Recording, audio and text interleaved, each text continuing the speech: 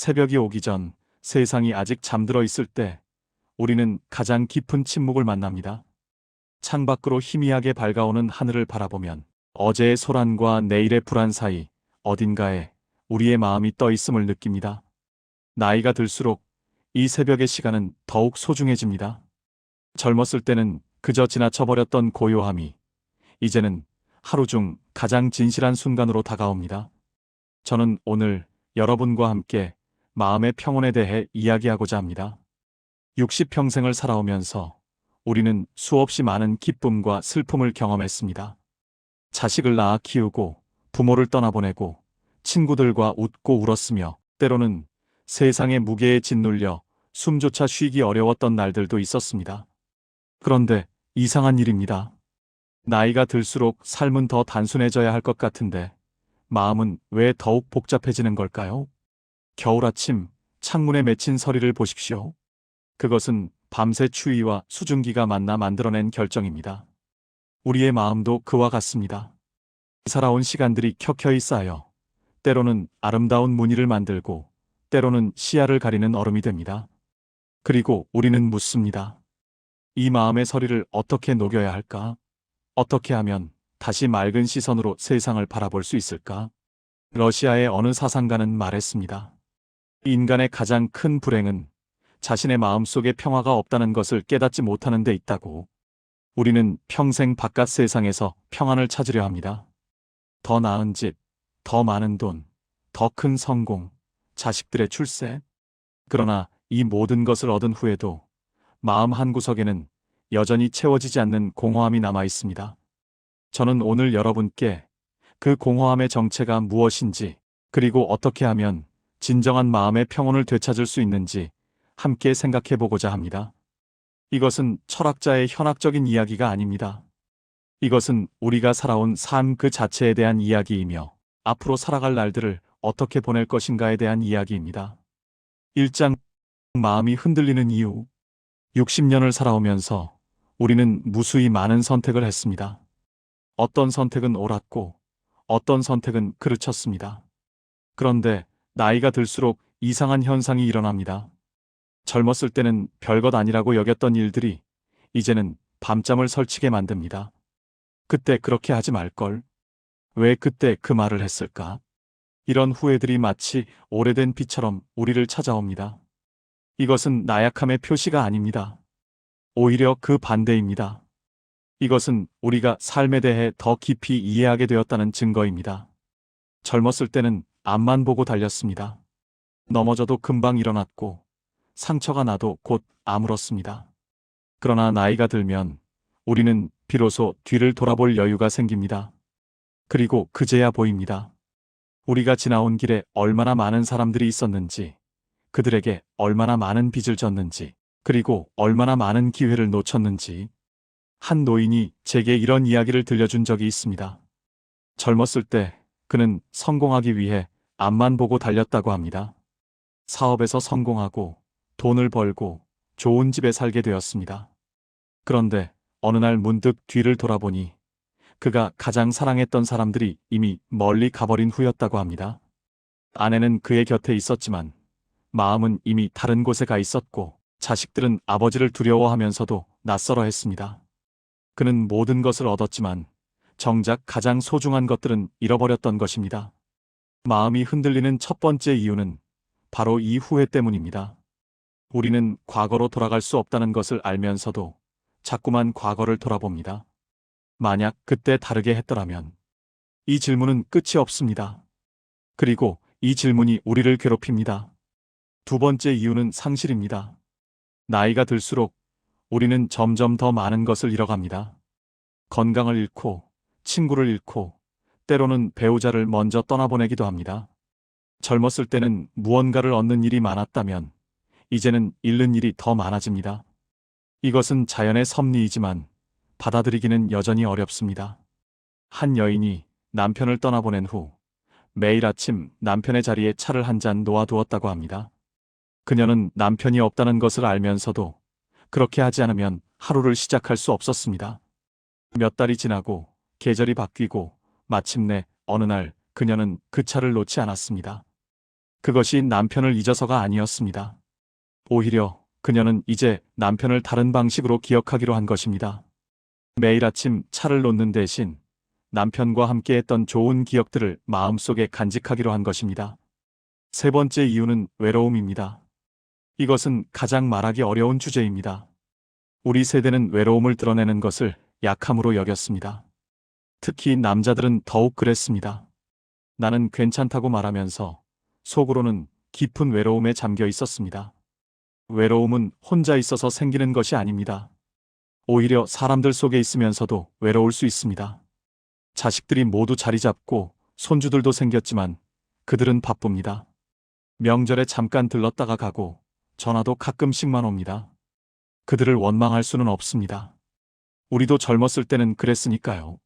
그러나 이 외로움은 마음 깊은 곳에서 우리를 흔듭니다. 네 번째 이유는 불확실성입니다. 젊었을 때는 미래가 무한했습니다. 시간이 많았고 가능성도 많았습니다. 그러나 이제 우리는 알고 있습니다. 남은 시간이 그리 많지 않다는 것을.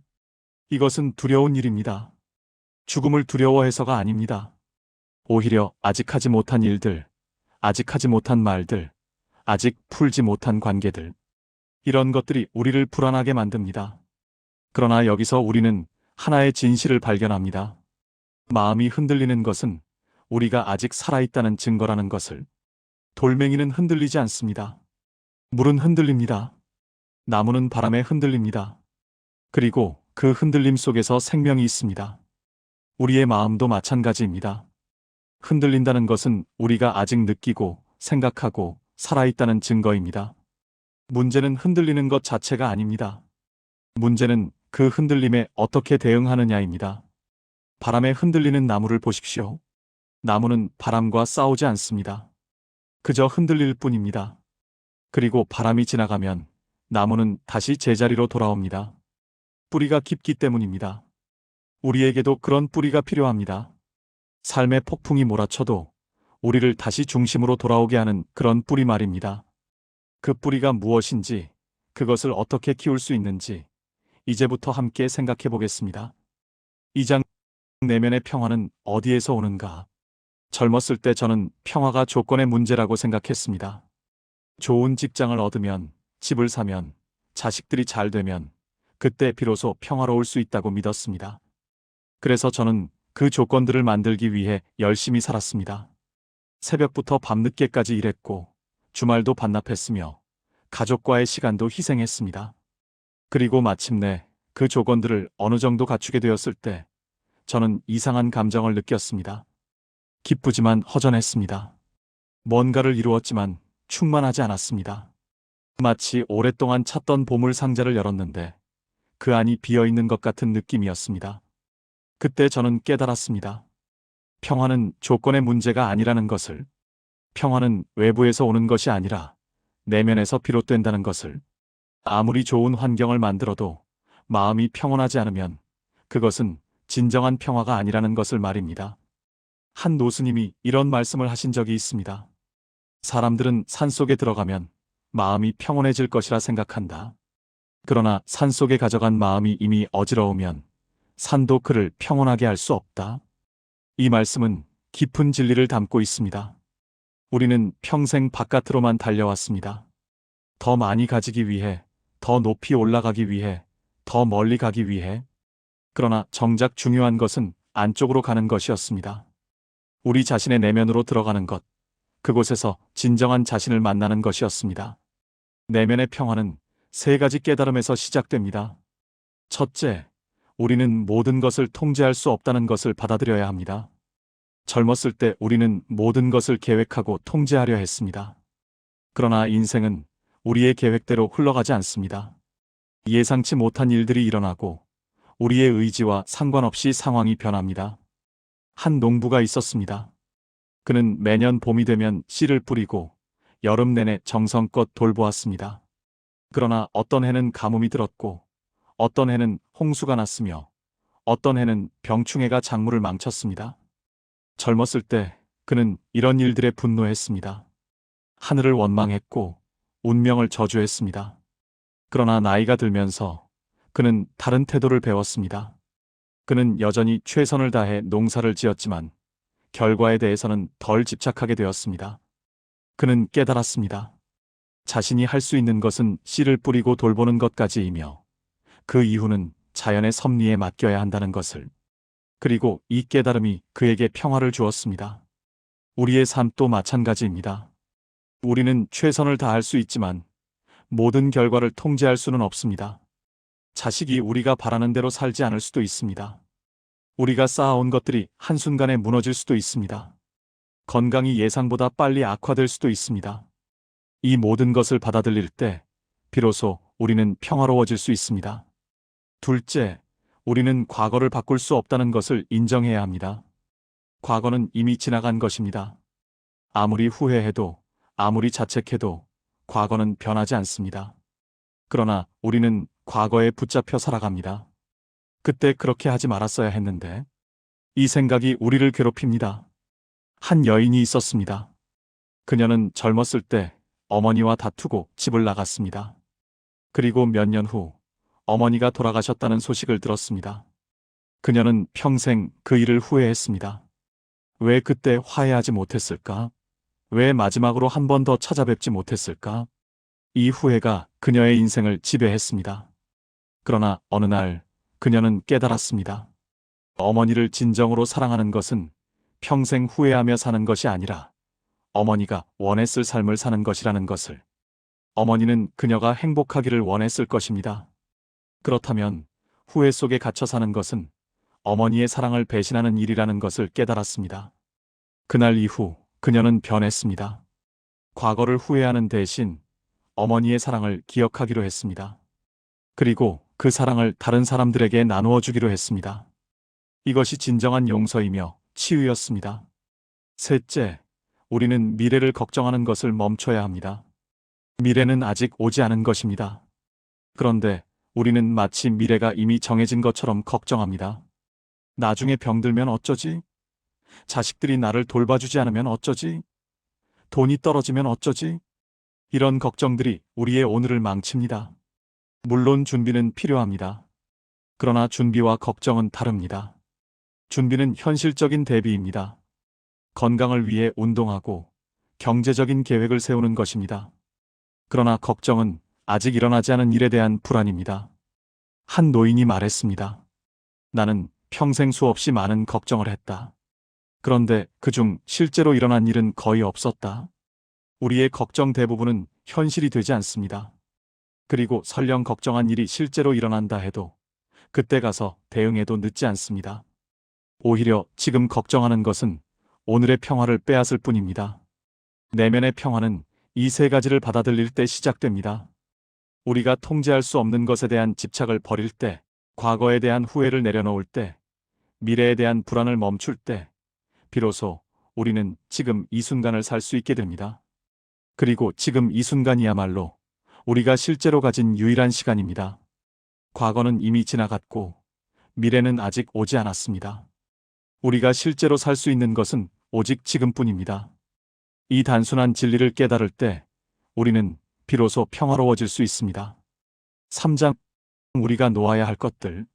나이가 들수록 우리는 더 많은 것을 가지게 됩니다. 물건만이 아닙니다. 기억, 경험, 관계, 습관, 신념. 이 모든 것들이 우리 안에 쌓입니다. 젊었을 때는 이것들이 우리를 풍요롭게 했습니다. 그러나 어느 순간부터 이것들이 우리를 짓누르기 시작합니다. 옷장을 정리해 본 적이 있으십니까? 수십 년간 모아둔 옷들을 꺼내보면 대부분은 이제 입지 않는 것들입니다. 사이즈가 맞지 않거나 유행이 지났거나 아니면 그냥 기억 때문에 버리지 못한 것들입니다. 우리의 마음도 그와 같습니다. 이제는 필요 없는 것들로 가득 차 있습니다. 그리고 이것들이 무거워서 우리는 자유롭게 움직일 수 없습니다. 첫 번째로 놓아야 할 것은 집착입니다. 우리는 너무 많은 것에 집착합니다. 자식에 대한 집착, 재산에 대한 집착, 건강에 대한 집착, 심지어 우리 자신의 이미지에 대한 집착까지. 이 집착들이 우리를 올가맵니다. 한 아버지가 있었습니다. 그는 평생 아들을 의사로 만들고 싶었습니다. 자신이 이루지 못한 꿈을 아들을 통해 이루고 싶었던 것입니다. 그래서 아들이 어릴 때부터 공부를 강요했고 아들의 다른 재능들은 무시했습니다. 아들은 아버지의 기대에 부응하려 애썼습니다. 그러나 결국 의대에 떨어졌고 대신 미술을 공부하고 싶다고 말했습니다. 아버지는 분노했습니다. 배신감을 느꼈습니다. 그리고 아들과의 관계가 깨졌습니다. 몇 년이 지났습니다. 아들은 화가가 되었고 제법 인정받는 작가가 되었습니다. 그러나 아버지는 여전히 인정하지 않았습니다. 자신의 꿈에 대한 집착 때문에 아들의 행복을 볼 수 없었던 것입니다. 그러다 아버지가 병에 걸렸습니다. 심각한 병이었고 시한부 선고를 받았습니다. 그제야 아버지는 깨달았습니다. 정작 중요한 것은 아들이 의사가 되느냐 마느냐가 아니라 아들이 행복한가, 그리고 자신과 아들의 관계가 어떤가였다는 것을. 아버지는 아들을 불렀습니다. 그리고 처음으로 진심으로 사과했습니다. 미안하다. 아빠는 내가 아니라 내 꿈만 보고 있었구나. 그날 두 사람은 오랜만에 울었습니다. 그리고 화해했습니다.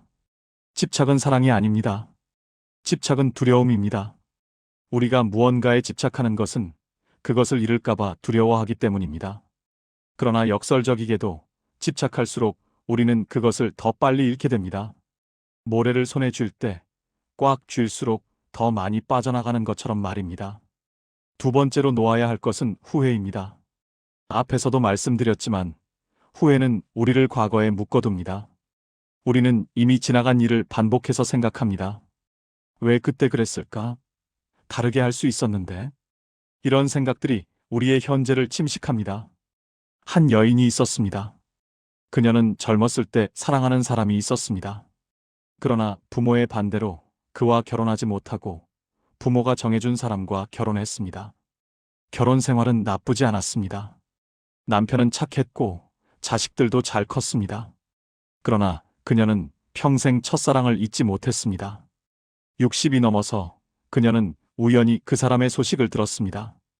그도 결혼했고 평범하게 살다가 몇 년 전에 세상을 떠났다고 했습니다. 그 소식을 듣고 그녀는 이상한 감정을 느꼈습니다. 슬프면서도 동시에 해방된 느낌이었습니다. 그녀는 깨달았습니다. 자신이 평생 그리워한 것은 실제 그 사람이 아니라 젊었을 때의 자신이었다는 것을. 그 순수했던 감정, 그 뜨거웠던 마음, 그 모든 가능성. 그녀는 그것들을 그리워했던 것입니다. 그날 이후 그녀는 남편을 다시 보기 시작했습니다.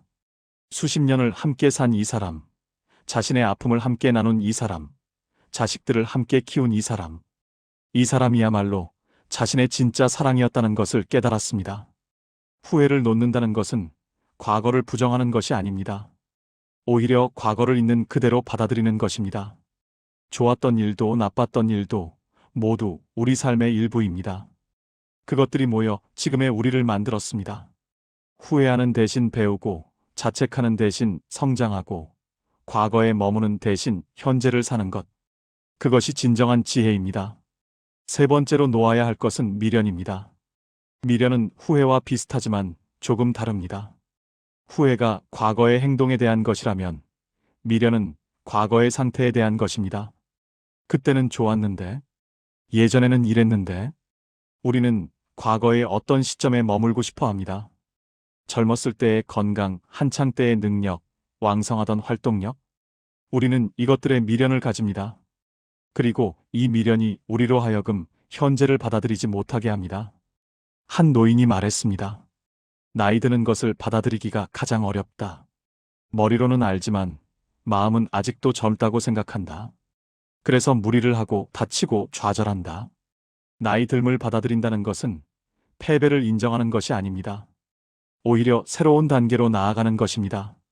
봄의 꽃이 아름답듯이 가을의 단풍도 아름답습니다. 젊음에는 젊음의 아름다움이 있고 노년에는 노년의 아름다움이 있습니다.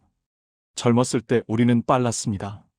많은 일을 했고 많은 곳을 갔습니다. 그러나 이제는 천천히 갑니다. 그리고 천천히 가면서 우리는 예전에 보지 못했던 것들을 봅니다. 길가의 작은 꽃, 나무 사이로 비치는 햇살, 새들의 노랫소리. 이 모든 것들이 이제야 보입니다. 네 번째로 놓아야 할 것은 분노입니다. 나이가 들수록 어떤 사람들은 더 화를 잘 냅니다. 세상이 자기 마음대로 되지 않는 것에 화가 나고, 젊은 사람들이 자신을 무시하는 것 같아 화가 나고, 몸이 말을 듣지 않아 화가 납니다. 그러나 분노는 독입니다. 독을 담은 그릇을 들고 다니면 결국 자기 손이 먼저 상합니다. 분노는 상대방보다 자신을 더 해칩니다. 한 노인이 있었습니다. 그는 평생 열심히 일했지만 사업이 실패했습니다. 그는 자신을 배신한 동업자를 원망했고, 자신을 도와주지 않은 친구들을 저주했으며, 자신에게 이런 운명을 준 하늘을 원망했습니다. 그의 분노는 점점 커졌고, 결국 그는 모든 사람들과 관계를 끊었습니다. 가족들조차 그를 피했습니다. 그는 혼자가 되었고 더욱 분노했습니다. 어느 날 그는 공원에서 한 아이를 보았습니다. 아이는 모래성을 쌓고 있었습니다. 정성껏 쌓은 모래성이 파도에 무너지자 아이는 잠시 슬퍼했습니다. 그러나 곧 웃으며 다시 쌓기 시작했습니다. 그 모습을 보면서 노인은 무언가를 깨달았습니다. 인생은 모래성과 같다는 것을. 우리가 아무리 견고하게 쌓아도 언젠가는 무너집니다. 중요한 것은 무너졌을 때 어떻게 하느냐입니다. 분노하며 주저앉느냐 아니면 다시 일어서느냐.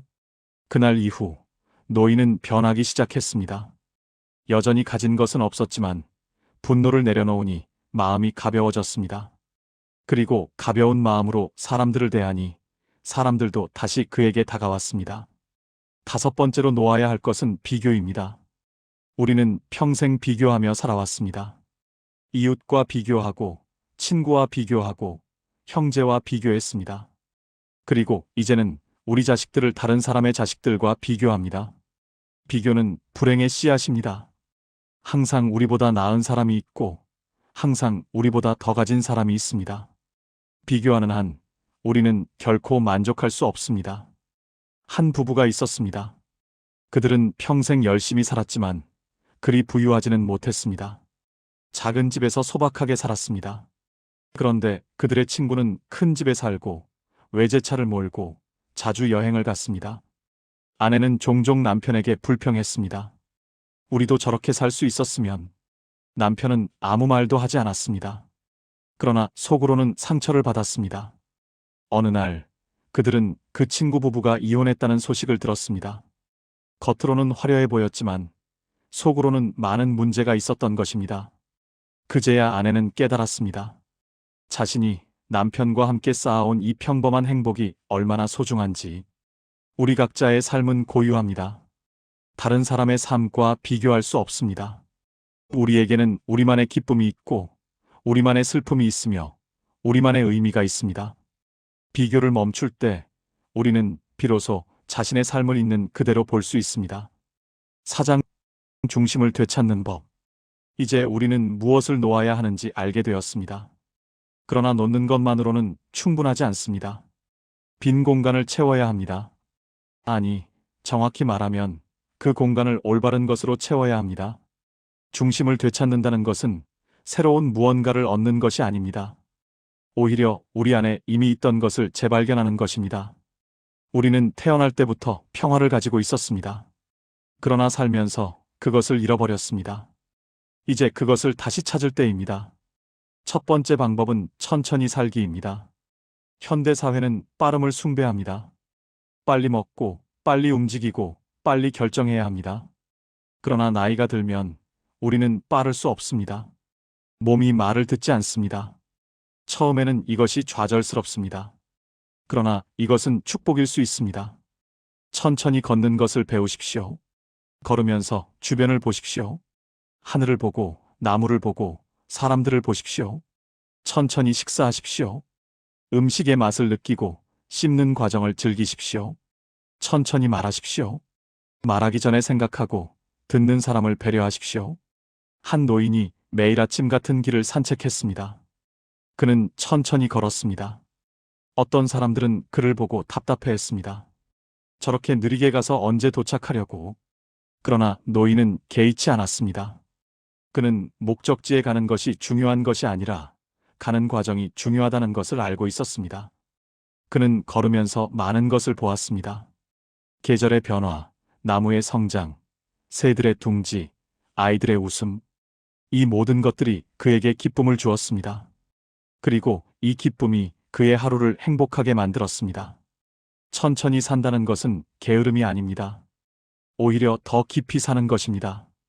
우리에게 이제 시간이 많지 않습니다. 그렇다면 남은 시간을 어떻게 보낼 것입니까? 서둘러 지나칠 것입니까? 아니면 깊이 음미할 것입니까? 두 번째 방법은 단순하게 살기입니다. 우리는 너무 많은 것을 가지고 있습니다. 물건, 약속, 걱정, 계획. 이 모든 것들이 우리를 복잡하게 만듭니다. 단순함으로 돌아가야 합니다. 물건을 정리하십시오. 정말 필요한 것만 남기고 나머지는 버리거나 나누어 주십시오. 매일 입는 옷은 몇 벌 안 됩니다. 정말 사용하는 물건도 얼마 되지 않습니다. 나머지는 그저 공간을 차지하고 마음을 복잡하게 할 뿐입니다. 관계도 정리하십시오. 모든 사람과 좋은 관계를 유지할 필요는 없습니다. 진정으로 소중한 사람들에게 집중하십시오. 의무감으로 만나는 모임, 스트레스를 주는 관계, 에너지를 빼앗는 약속들. 이제는 정중히 거절할 용기를 가져야 합니다. 한 여인이 은퇴 후 모든 것을 정리했습니다. 큰 집을 팔고 작은 아파트로 이사했습니다. 수십 년간 모은 물건들의 대부분을 처분했습니다. 처음에는 아쉬웠습니다. 그러나 곧 그녀는 놀라운 것을 발견했습니다. 물건이 줄어들자 마음이 가벼워졌습니다.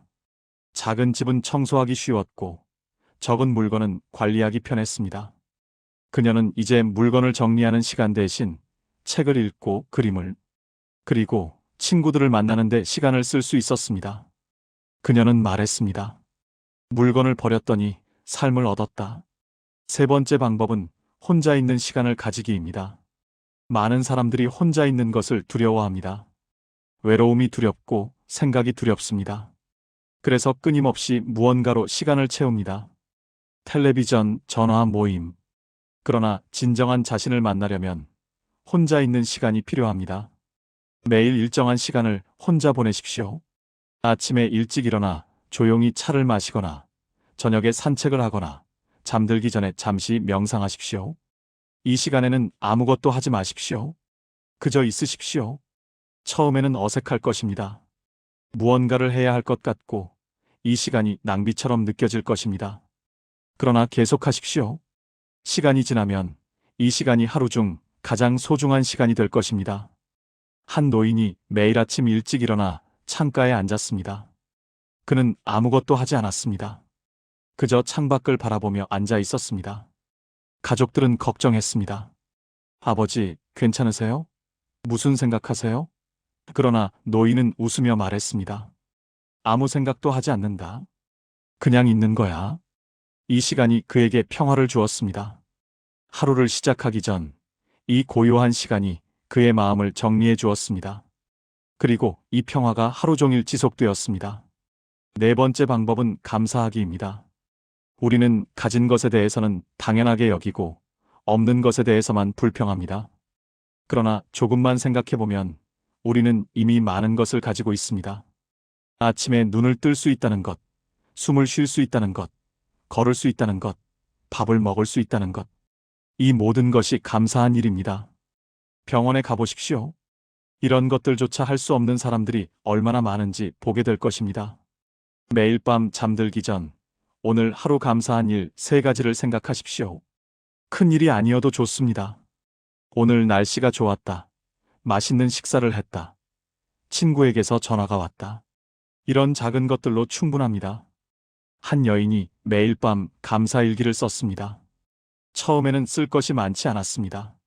그러나 계속하다 보니 점점 더 많은 것들이 보이기 시작했습니다. 그녀는 깨달았습니다. 문제는 감사할 일이 없는 것이 아니라 자신이 보지 못했다는 것을. 감사는 마법과 같습니다. 감사하기 시작하면 감사할 일이 더 많이 보입니다. 그리고 감사할수록 우리는 더 행복해집니다. 이것은 과학적으로도 증명된 사실입니다. 감사는 우리의 뇌를 변화시킵니다. 5번째 방법은 용서하기입니다. 우리는 평생 많은 상처를 받았습니다. 부모에게, 배우자에게, 자식에게, 친구에게, 동료에게. 이 상처들을 계속 안고 살 것입니까? 아니면 내려놓을 것입니까? 용서한다는 것은 상대방의 잘못을 인정하는 것이 아닙니다. 오히려 자신을 자유롭게 하는 것입니다. 미움은 독입니다. 독을 마시고 상대방이 죽기를 바라는 것은 어리석은 일입니다. 결국 죽는 것은 자신입니다. 누군가를 용서하십시오. 그것이 부모든 배우자든 자식이든 친구든 상관없습니다. 그리고 가장 중요한 것은 자신을 용서하는 것입니다. 우리는 완벽하지 않습니다. 살면서 많은 실수를 했습니다. 그러나 그것이 우리의 전부는 아닙니다. 한 노인이 말했습니다. 나는 평생 아버지를 원망했다. 아버지는 엄격했고 나에게 사랑을 표현하지 않았다. 그래서 나는 아버지를 미워했다. 그런데 내가 아버지 나이가 되고 나서야 깨달았다. 아버지도 최선을 다했다는 것을, 아버지도 사랑하는 방법을 몰랐던 것뿐이라는 것을. 그는 이미 세상을 떠난 아버지를 용서했습니다. 그리고 자신도 용서했습니다. 좋은 아버지가 되지 못한 자신을, 자식들에게 같은 실수를 반복한 자신을 용서했습니다. 그날 그는 마치 무거운 짐을 내려놓은 것처럼 가벼워졌습니다. 5장 톨스토이가 우리에게 남긴 마음의 지혜. 러시아의 대평원, 끝없이 펼쳐진 눈밭을 상상해 보십시오. 그곳에서 한 노인이 걷고 있습니다. 그는 평생 많은 것을 이루었습니다. 명예도 얻었고 부도 쌓았으며 수많은 사람들의 존경을 받았습니다. 그러나 노년에 이르러 그는 모든 것을 뒤로하고 고요함을 찾아 떠났습니다. 이것은 실제로 있었던 일입니다. 그 노인은 자신의 영지를, 저택을, 명성을 모두 버리고 작은 기차역에서 생을 마감했습니다. 많은 사람들이 그를 이해하지 못했습니다. 왜 그렇게 행복하게 살다가 마지막에 모든 것을 버렸는가?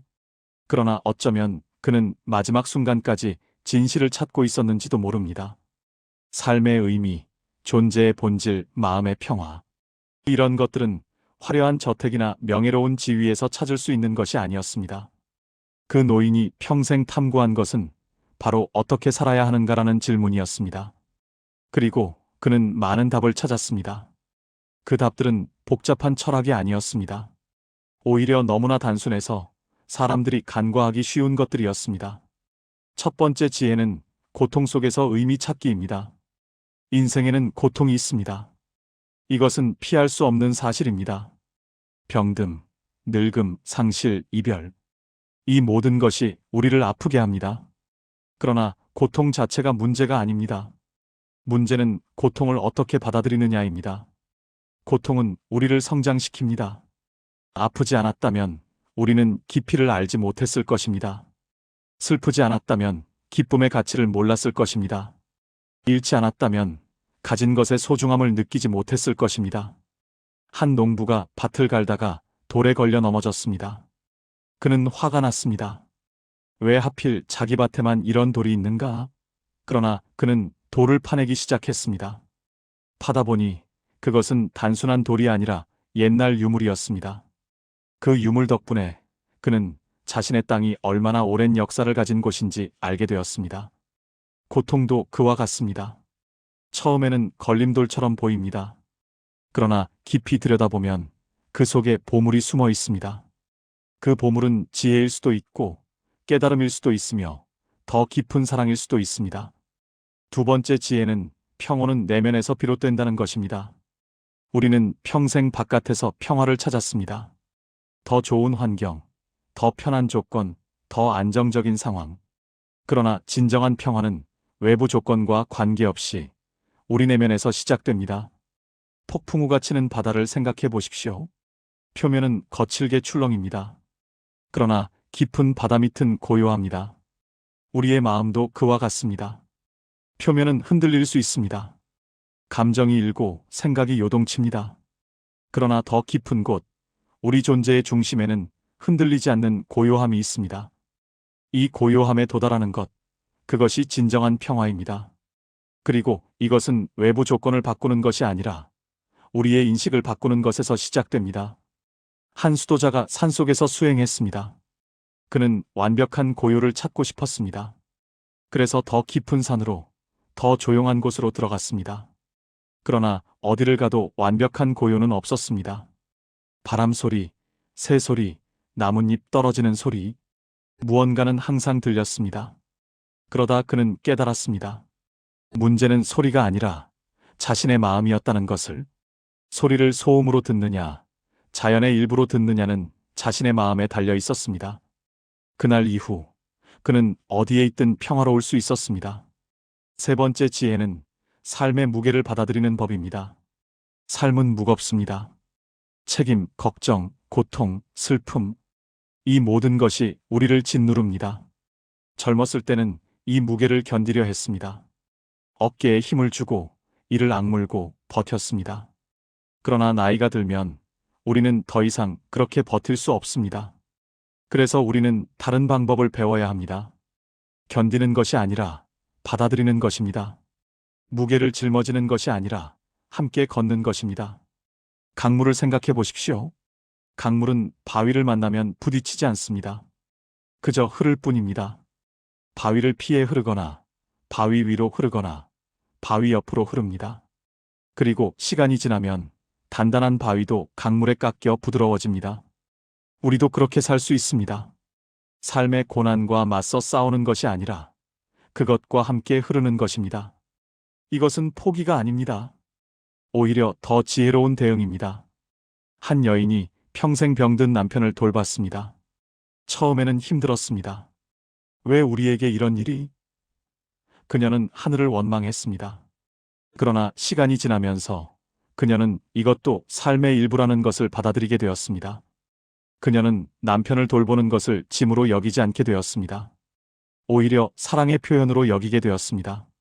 그리고 이상하게도 마음이 바뀌니 일도 덜 힘들어졌습니다. 똑같은 일을 하지만 그 의미가 달라진 것입니다. 네 번째 지혜는 작은 것의 가치입니다. 우리는 평생 큰 것을 쫓았습니다. 큰 성공, 큰 부귀, 큰 명예. 그러나 나이가 들면 진정으로 소중한 것은 작은 것들이라는 것을 깨닫습니다. 아침에 마시는 따뜻한 차 한 잔, 창밖으로 보이는 햇살, 손주의 웃음소리, 오래된 친구의 전화. 이런 작은 것들이 우리의 하루를 행복하게 만듭니다. 한 노인이 말했습니다. 젊었을 때는 큰 집을 원했다. 그래서 평생 일했고 마침내 큰 집을 샀다. 그런데 이제 그 집이 너무 넓다. 청소하기 힘들고 관리하기 어렵다. 오히려 작은 집이 그립다. 우리에게 진정으로 필요한 것은 많지 않습니다. 먹을 것, 잠잘 곳, 사랑하는 사람들.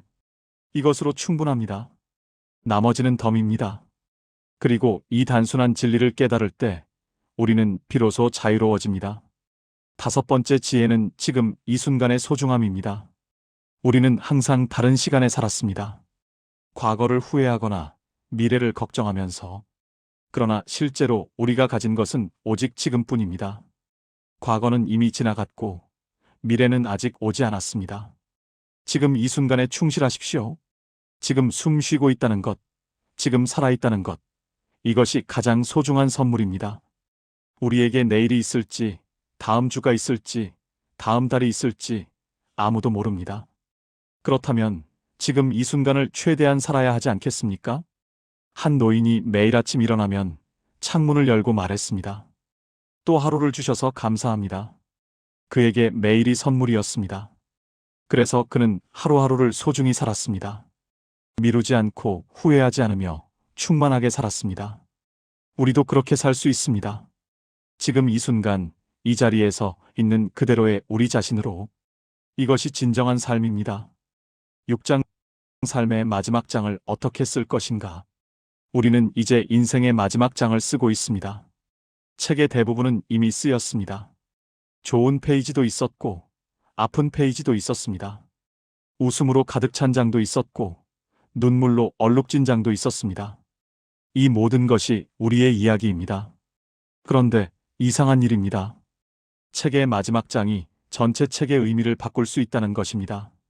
아무리 힘들게 살았어도 마지막을 평화롭게 마무리하면 그 삶은 아름다운 삶이 됩니다. 반대로 아무리 화려하게 살았어도 마지막을 후회와 원망 속에 보내면 그 삶은 불행한 삶이 됩니다. 그렇다면 우리는 어떻게 마지막 장을 쓸 것입니까? 첫째, 화해하십시오. 아직 풀지 못한 관계가 있습니까? 아직 하지 못한 사과가 있습니까? 이제 할 때입니다. 자존심을 내려놓으십시오. 누가 옳은지는 중요하지 않습니다. 중요한 것은 관계입니다. 전화를 거십시오. 만나십시오. 미안하다고, 사랑한다고, 고맙다고 말하십시오. 이 말들을 더 이상 미루지 마십시오. 내일이 있을 것이라고 확신할 수 없습니다. 한 노인이 평생 동생과 연락을 끊고 살았습니다. 젊었을 때 재산 문제로 싸웠고 그 후로 서로 얼굴도 보지 않았습니다. 수십 년이 흘렀습니다. 그러다 노인이 병에 걸렸습니다. 병상에 누워 그는 동생이 그리워졌습니다. 어렸을 때 함께 놀던 기억, 함께 웃던 기억. 재산이 뭐가 중요했던가? 형제가 더 소중하지 않았던가? 그는 가족에게 부탁해 동생을 불렀습니다. 동생도 늙어 있었습니다. 두 노인은 서로를 보고 울었습니다. 말은 필요 없었습니다. 그저 손을 잡고 있는 것만으로도 충분했습니다. 그들은 화해했습니다. 그리고 얼마 후 노인은 평화롭게 눈을 감았습니다. 둘째, 감사를 표현하십시오. 평생 고마웠던 사람들에게 감사를 표현하십시오. 부모님, 배우자, 자식, 친구, 이웃. 이들이 없었다면 우리는 여기까지 올 수 없었습니다. 감사는 말로 해야 합니다. 알고 있겠지라고 생각하지 마십시오. 말하지 않으면 모릅니다. 그리고 말할 기회는 영원하지 않습니다. 한 아버지가 평생 아들에게 사랑한다는 말을 하지 못했습니다. 그의 세대는 그런 말을 하지 않았습니다. 사랑은 보여주는 것이지 말하는 것이 아니라고 배웠습니다. 그러나 생의 마지막에 이르러 그는 후회했습니다. 한 번이라도 아들에게 사랑한다고, 자랑스럽다고, 고맙다고 말할 걸. 다행히 아직 시간이 있었습니다. 그는 아들을 불러 평생 하지 못한 말들을 했습니다. 아들은 울었습니다. 아버지도 울었습니다. 그날 두 사람의 관계는 완전히 새로워졌습니다. 남은 시간은 많지 않았지만 그들은 그 시간을 진정으로 함께 보낼 수 있었습니다. 셋째, 지혜를 나누십시오. 우리는 평생을 살면서 많은 것을 배웠습니다. 이 지혜를 혼자만 가지고 갈 것입니까? 아니면 다음 세대에 물려줄 것입니까? 자식들에게, 손주들에게, 젊은 사람들에게 우리의 경험을 나누십시오. 우리가 어떻게 살았는지, 무엇을 배웠는지, 어떤 실수를 했는지, 이 모든 것이 그들에게 도움이 될 것입니다. 단, 강요하지는 마십시오. 그저 나누기만 하십시오. 듣는 사람은 듣고, 듣지 않는 사람은 듣지 않을 것입니다. 그것은 그들의 선택입니다. 우리의 역할은 그저 씨앗을 뿌리는 것입니다. 한 할머니가 손녀에게 자신의 일기장을 주었습니다. 나중에 시간 날 때 읽어보렴. 할머니가 젊었을 때 어떻게 살았는지, 무슨 생각을 했는지 알 수 있을 거야. 손녀는 그때는 별 관심이 없었습니다. 그러나 몇 년 후 자신도 힘든 시기를 겪으면서 할머니의 일기를 읽었습니다. 그리고 놀랐습니다. 할머니도 자신과 같은 고민을 했었다는 것을, 할머니도 실수하고 후회하고 방황했다는 것을, 그 일기가 손녀에게 큰 위로가 되었습니다. 그리고 할머니가 어떻게 그 시기를 극복했는지 보면서 손녀도 용기를 얻었습니다. 이것이 세대를 잇는 지혜의 힘입니다. 넷째, 단순하게 살아가십시오. 생의 마지막에는 복잡한 것이 필요 없습니다. 본질만 남기십시오. 진정으로 중요한 것만 붙잡으십시오. 많은 물건, 많은 약속, 많은 걱정. 이제는 내려놓을 때입니다. 가볍게 사십시오. 남은 시간을 진정으로 소중한 것에 쓰십시오. 한 노인이 말했습니다. 젊었을 때는 모든 것을 얻으려 했다. 이제는 모든 것을 내려놓으려 한다. 그리고 내려놓을수록 더 자유롭다. 자유. 그것이 우리가 마지막에 얻을 수 있는 가장 큰 선물입니다. 모든 집착에서, 모든 두려움에서, 모든 후회에서 자유로워지는 것. 그때 우리는 비로소 진정으로 살 수 있습니다. 다섯째, 평화롭게 받아들이십시오. 죽음을 두려워하지 마십시오. 죽음은 끝이 아닙니다. 또 다른 변화일 뿐입니다. 우리는 평생 수없이 많은 변화를 겪었습니다. 태어남, 자라남, 늙음. 죽음도 그중 하나일 뿐입니다. 자연을 보십시오. 봄에 꽃이 피고, 여름에 무성해지고, 가을에 열매를 맺고, 겨울에 쉽니다. 그리고 다시 봄이 옵니다. 이것이 자연의 순환입니다. 우리도 이 순환의 일부입니다. 한 노인이 정원에서 마지막 시간을 보냈습니다. 그는 꽃들을 바라보며 말했습니다. 꽃들은 피었다가 집니다. 그러나 슬퍼하지 않습니다. 그저 자신의 시간을 최선을 다해 살 뿐입니다. 나도 그렇게 하겠습니다. 그는 평화로웠습니다. 두려움도 후회도 미련도 없었습니다. 그는 충분히 살았고 사랑했으며 배웠습니다. 이제 쉴 때가 된 것입니다. 에필로그. 오늘 당신에게 주는 선물. 오늘 아침 당신은 눈을 떴습니다. 이것은 기적입니다.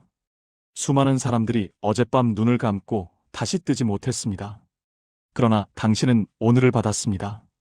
새로운 하루, 새로운 기회, 새로운 순간을. 이 하루를 어떻게 보내시겠습니까? 우리는 오늘 긴 여행을 함께 했습니다. 마음의 평온에 대해, 중심을 잡는 법에 대해, 놓아야 할 것들에 대해, 그리고 지혜에 대해 이야기했습니다. 이 모든 것은 결국 하나의 진리로 모입니다. 삶은 지금 이 순간에 있다는 것. 과거도 미래도 아닌 바로 지금. 이 호흡, 이 심장 박동, 이 순간의 의식. 이것이 우리가 실제로 가진 전부입니다. 그리고 이것으로 충분합니다. 창밖을 보십시오. 세상은 여전히 돌아갑니다. 해가 뜨고 지고, 계절이 바뀌고, 사람들이 오고 갑니다. 이 모든 것이 변하지만 동시에 변하지 않는 무언가가 있습니다. 그것은 존재의 본질, 삶의 중심, 우리 안의 평화입니다. 60평생을 살아오면서 우리는 많은 것을 배웠습니다. 그중 가장 중요한 것은 무엇일까요? 저는 이렇게 생각합니다. 사랑하는 것, 용서하는 것, 감사하는 것, 받아들이는 것, 그리고 놓아주는 것. 이 5가지면 충분합니다. 이것들을 실천하며 살아간다면 우리는 평화로울 수 있습니다. 주변 상황이 어떻든, 몸이 어떻든, 환경이 어떻든 상관없이 말입니다. 오늘 밤 잠들기 전에 잠시 시간을 내십시오. 조용히 앉아 오늘 하루를 돌아보십시오. 감사한 일이 무엇이었는지, 배운 것이 무엇인지, 내일은 어떻게 살 것인지, 그리고 내일 아침 눈을 뜨면 이렇게 말하십시오. 오늘도 나는 살아있다. 감사합니다. 옛날 어느 마을에 한 노인이 살았습니다. 사람들은 그를 찾아와 물었습니다. 어떻게 하면 행복할 수 있습니까? 노인은 이렇게 대답했습니다. 행복은 멀리 있지 않습니다. 행복은 바로 여기, 지금, 이 순간에 있습니다. 다만 우리가 보지 못할 뿐입니다. 눈을 뜨십시오. 귀를 여십시오. 마음을 여십시오. 그러면 보일 것입니다. 사람들은 고개를 갸웃했습니다. 너무 단순해서 믿기지 않았습니다. 그러나 그 중 한 사람이 진지하게 받아들였습니다. 그는 집으로 돌아가 노인의 말대로 했습니다. 그리고 놀라운 일이 일어났습니다. 매일 지나치던 꽃이 이제는 아름답게 보였습니다. 늘 듣던 새소리가 이제는 음악처럼 들렸습니다. 항상 곁에 있던 가족이 이제는 얼마나 소중한지 느껴졌습니다. 아무것도 변하지 않았습니다. 그러나 모든 것이 변했습니다. 세상이 변한 것이 아니라 그의 시선이 변한 것입니다. 당신도 할 수 있습니다. 지금 바로 이 순간부터 할 수 있습니다. 거창한 준비가 필요한 것이 아닙니다. 특별한 능력이 필요한 것도 아닙니다. 그저 마음을 열면 됩니다. 숨을 깊이 들이마시십시오. 그리고 천천히 내쉬십시오. 이 호흡을 느끼십시오. 당신은 지금 여기 살아 있습니다. 이것이 가장 큰 축복입니다. 오늘 하루 누군가에게 미소를 지어주십시오. 누군가에게 친절한 말을 건네십시오. 작은 것에 감사하십시오. 천천히 걸으십시오. 깊이 생각하십시오. 그리고 밤이 되면 평화롭게 잠드십시오. 오늘 하루를 최선을 다해 살았다는 것을 알면서 내일이 온다면 감사히 맞이하고 오지 않는다면 그것도 받아들일 수 있는 평온함을 가지고. 삶은 짧습니다. 그러나 충분히 길기도 합니다. 의미 있게 산다면 말입니다. 우리에게 남은 시간이 얼마나 되든 그것은 중요하지 않습니다. 중요한 것은 그 시간을 어떻게 사느냐입니다. 당신은 이미 많은 것을 이루었습니다. 많은 것을 견뎌왔습니다. 많은 것을 사랑했고 많은 것을 배웠습니다. 이제 조금 쉬어도 됩니다. 스스로에게 관대해져도 됩니다. 완벽하지 않아도 됩니다. 당신은 그저 당신이면 충분합니다. 오늘 밤 별들이 뜰 것입니다. 그 별들은 수천 년 전부터 그 자리에 있었고, 우리가 떠난 후에도 그 자리에 있을 것입니다. 우리는 이 거대한 우주의 작은 일부입니다. 그러나 동시에 우리 각자는 유일무이한 존재입니다. 당신과 똑같은 사람은 이 세상에 없습니다. 당신의 경험, 당신의 지혜, 당신의 사랑, 이 모든 것이 특별합니다. 그러니 자신을 소중히 여기십시오. 동시에 우리는 모두 연결되어 있습니다. 당신의 평화는 다른 사람에게 영향을 미칩니다. 당신의 미소는 다른 사람의 하루를 밝힙니다. 당신의 친절은 세상을 조금 더 따뜻하게 만듭니다. 그러니 당신이 평화로워지는 것은 단지 당신만을 위한 것이 아닙니다. 그것은 당신 주변의 모든 사람들을 위한 것이기도 합니다. 당신이 중심을 잡는 것은 세상의 중심을 잡는 것이기도 합니다. 이제 우리의 이야기를 마무리할 시간입니다. 그러나 이것은 끝이 아닙니다. 오히려 시작입니다. 당신의 새로운 삶의 시작 말입니다. 오늘부터 조금 다르게 살아보십시오. 조금 더 천천히, 조금 더 깊이, 조금 더 의식하면서, 그리고 당신 안에서 일어나는 변화를 지켜보십시오. 처음에는 작을 것입니다. 그러나 시간이 지나면 그 작은 변화들이 모여 큰 변화가 될 것입니다. 어느 날 문득 당신은 깨달을 것입니다. 아, 나는 평화롭다고. 그날이 오기를 바랍니다. 아니, 그날이 올 것입니다. 당신이 이 길을 계속 걷는다면 말입니다. 마지막으로 당신에게 하나의 선물을 드리고 싶습니다. 그것은 물건이 아닙니다. 그것은 하나의 기도, 하나의 축복입니다. 당신이 평화롭기를, 당신이 행복하기를, 당신이 자유롭기를, 당신이 사랑받기를, 그리고 당신이 사랑하기를. 오늘도, 내일도, 앞으로의 모든 날들이 당신에게 축복이 되기를. 당신은 혼자가 아닙니다. 우리는 함께 이 길을 걷고 있습니다. 그리고 이 길의 끝에는 평화가 있습니다. 고맙습니다. 그리고 안녕히 평안히 계십시오. 오늘 밤 별을 보십시오. 그리고 기억하십시오. 당신도 빛나고 있다는 것을.